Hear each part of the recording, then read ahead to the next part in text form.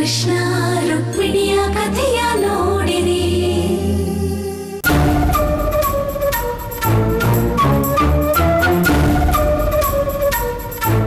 ಅವಳು ಸತ್ರೆ ಘೋರ ನರಕಕ್ಕೆ ಹೋಗ್ತಾಳೆ. ಅವಳು ಸಾಯವಾಗ ಅವಳ ಬಾಯಿಗೆ ಒಂದು ತೊಟ್ಟು ನೀರು ಬಿಡೋರು ಯಾರು ಹತ್ರ ಇರೋದಿಲ್ಲ. ಪಾಷಾಣ ತಿಂದು ಇಲಿ ಹಾಗೆ ವಿಲಿ ವಿಲಿ ವಿಲಿ ವಿಲಿ ವಿಲಿ ವಿಲಿ ವಿಲಿ ವಿಲಿ ಅಂತ ಒದ್ದಾಡಿ ಸಾಯ್ತಾಳೆ ನಾಯಿ.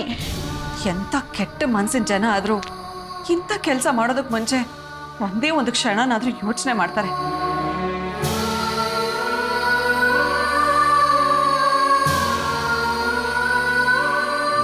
ಆದ್ರೆ ನಮ್ ಭಾವನನ್ ಕೈ ಸುಡೋಷ್ಟು ಕೆಟ್ಟ ಬುದ್ಧಿ ಯಾಕೆ ಬಂತು ಅವಳಿಗೆ? ನಮ್ ಭಾವನ ಏನ್ ತಪ್ಪು ಮಾಡಿದಾಳೆ ಅಂತ ಅವಳಿಗೆ ಶಿಕ್ಷೆ ಕೊಟ್ಟಿದ್ದಾರೆ. ಅವ್ರಿಗೂ ಇದೇ ರೀತಿ ಸುಟ್ರೇನೆ ನಾವು ಪಡ್ತಾ ಇರೋ ಸಂಕಟ ಏನು ಅಂತ ಅರ್ಥ ಆಗೋದು. ನಮ್ಮ ಭಾವನ ಅವ್ರ ಮನೆ ಸೊಸೆ ಆಗಿದ್ದಾಳೆ ಅಂತ ಒಂದೇ ಕಾರಣಕ್ಕೆ ಇಷ್ಟೆಲ್ಲ ಸಹಿಸ್ಕೊಂಡಿದೀವಿ ನಾವು. ಇದ್ಯಾಕೋ ತುಂಬಾ ಅತಿ ಆಗೋಯ್ತು ಅಮ್ಮ. ಅಪ್ಪ ನಾನು ಈಗಲೇ ಫೋನ್ ಮಾಡ್ಕೊಡ್ತೀನಿ, ಆ ಸುಶೀಲ ಅವ್ರ ಹತ್ರ ಮಾತಾಡಿ.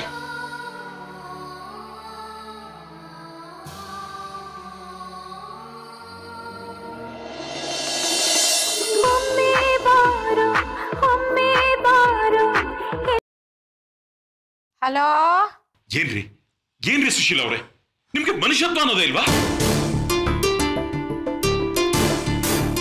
ನಿಮ್ಗೂ ಒಂದು ಮದುವೆ ಆಗಿ ಮಕ್ಕಳು ಮರಿ ಅಂತ ಇದ್ದಿದ್ರೆ ಹೀಗೆ ಮಾಡ್ತಾ ಇದ್ರ?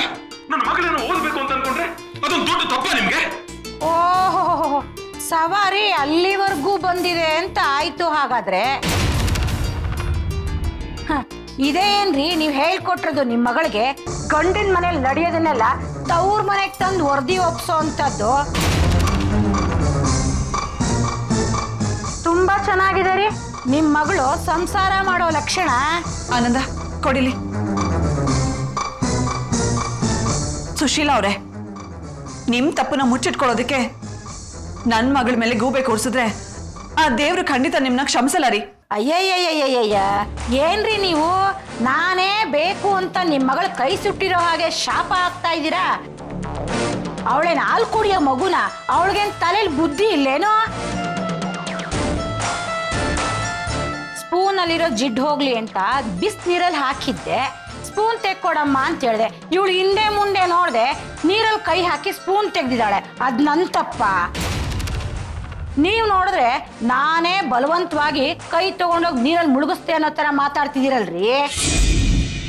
ಏನೇ ಆದ್ರೂ ಪರೀಕ್ಷೆ ಸಮಯದಲ್ಲಿ ಈ ರೀತಿ ಆಗೋಯ್ತಲ್ಲ, ಈಗ ಅವಳು ಪರೀಕ್ಷೆ ಹೇಗ್ ಬರೀತಾಳೆ ಹೇಳಿ? ಅಯ್ಯ, ಪರೀಕ್ಷೆ ಬರೀದೇ ಇದ್ರೆ ಪ್ರಾಣ ಹೋಗ್ಬಿಡುತ್ತಾ? ನೀನು 3 ವರ್ಷ ಪರೀಕ್ಷೆ ಬರೀದೇ ಇರೋ ಹಾಗೆ ಮಾಡಿಟ್ಟಿದಿರಲ್ಲ ನೀವು.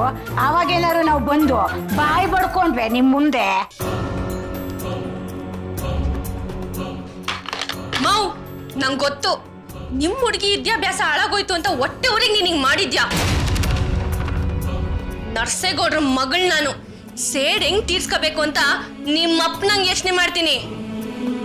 ನೀನ್ ಆಟನೆಲ್ಲ ನೋಡ್ಕೊಂಡು ಸುಮ್ಕಿರ್ತೀನಿ ಅನ್ಕೊಂಡಿದ್ಯಾ? ಇಲ್ಲ, ಮುಯ್ ತೀರ್ಸ್ಕೋತೀನಿ. ನಿನ್ನ ಪೊಲೀಸ್ ಕೈಯಿಂದ ಬುಡ್ಸಿದೆ ತೆಪ್ಪಾಯ್ತು.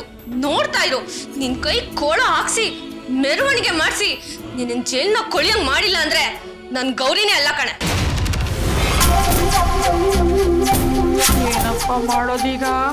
ಅವ್ರ ಕೈ ಸುಟ್ರೆ ವಿಷಯನ ಹರಾಸ್ಮೆಂಟ್ ಅಂತ ಕಂಪ್ಲೇಂಟ್ ಕೊಟ್ಬಿಟ್ರೆ ಆ ಲೇಡಿ ಇನ್ಸ್ಪೆಕ್ಟರ್ ನನ್ನ ಒದ್ದು ಒಳಗಡೆ ಹಾಕೋದಂತೂ ನಿಶ್ಚಯ ಆಗೋಗಿದೆ.